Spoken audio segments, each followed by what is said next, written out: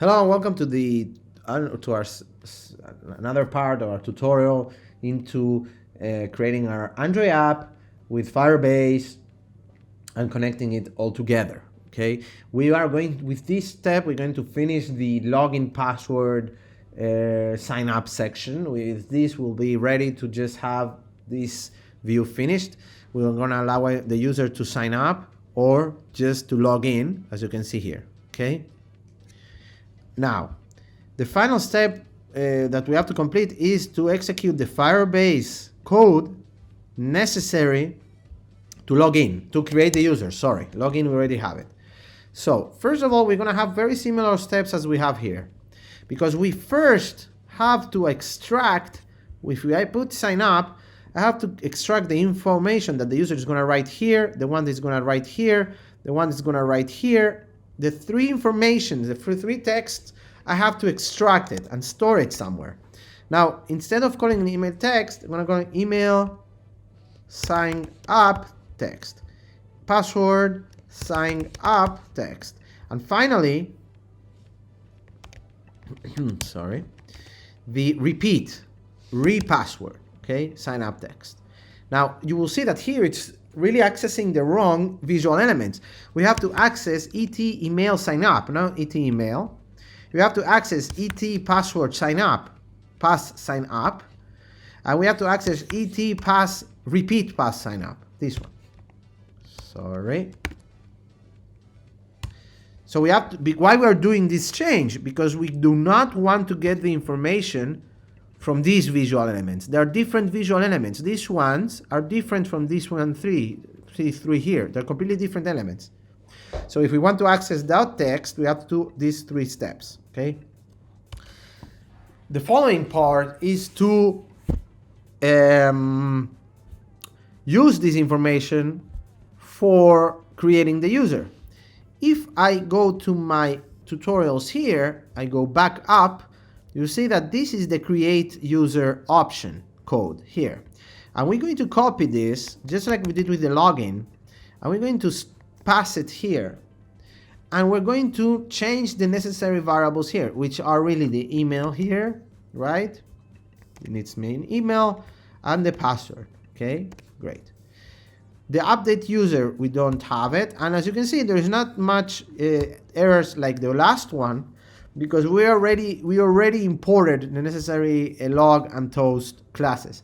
What we will do is to add here this option that tells him, that will tell him user created. Okay, great. If it's successful, as you can see. Now the difference here is that the name of the function that we're executing in the auth object is the create user with email and password, while here is the sign in with email and password. They're not exactly the same functions. One tries to log in, the other tries to create a user. Now you will see that we're not really using this repeat password option. So we should do something like this. If password dot equals the repeat password, then only then we will execute this line here, which means that I'm ensuring, okay, we're putting it inside the brackets of the if. What I'm saying is that if this one equals to this one, if this one equals to this one, then execute this. If they're not equals, do not execute it, because it's very important that the password coincide, okay? You can always put an else here. Yeah, you can always put an else, sorry, got else, okay, showing a message in toast as well, like a toast, telling him, the user, that passwords do not coincide, okay, ensure, that's enough, okay, they're not equals. Okay, that's it. They're not the same password.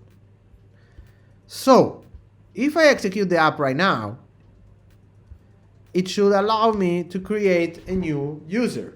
And again, if I want to create a new user, for example, I'm going to create user.com, who cares? Now, the password, let's put 1, 2, 3, 4, 5, 6, 7, 8, 9, 0.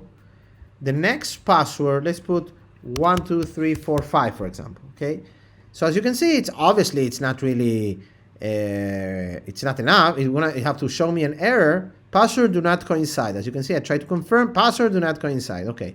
So now, I'm going to write the right password. 1, 2, 3, 4, 5, 6, 7, 8, 9, 0.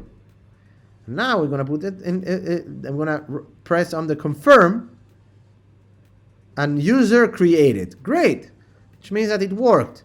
If I go here and I refresh the list of users,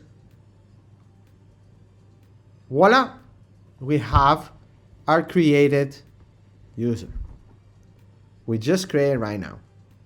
And with that, we finished the tutorials to complete a sign up option. Now, if you want, you can try to log in with this user. You can do a lot of things. For example, you can do that if the user was created correctly. You can execute this line here, so it goes back to the login. Okay. We can tell him that once it's created correctly, move back to the login. And in the login, you can try to log in with that user. User.com. Sorry. 1, 2, 3, 4, 5, 6, 7, 8, 9, 0. Okay, we log in. Authentication was successful. If I execute the app again and I create another user, let's try to do it. It will send me, now it will send me automatically to the back to the login screen. Sorry. Now I want to do something with you before I do that. I want to put a password that has less than 5 characters. If I do that, it will tell me authentication failed. If I want to see the reason, I can go to the debug, because log D is not verbose, it's debug, and it will tell me here that the given password is invalid. Password should be at least 6 characters, as you can see. It's very important to be always looking at the log when you see an error. So what it's telling us is that the password cannot be only 5 characters, it has to be 6 at least. Okay, what we can do to ensure that the user doesn't really screw up with that as well is to add an if here. You can always add another if, saying that if the password is smaller than 6 characters, show him a toast telling him that it has less than the characters necessary. We're going to do it if you want later. If I confirm and user is created correctly, it will take me back to here so I can try it, the login view. User2.user2.com. 1, 2, 3, 4, 5, 6, 7, 8, 9, 0. I forgot to put here the 2. Sorry. Login successful. Okay. So, with all this, we can finally see that the login password system works, that we have a register system working, that those users are being created up here, and that everything is ready to continue with our development of our app. The first step, which is adding a login and authentication section to our app, is ready. The following steps is to take that information of the user and use it in our app in different places and different sections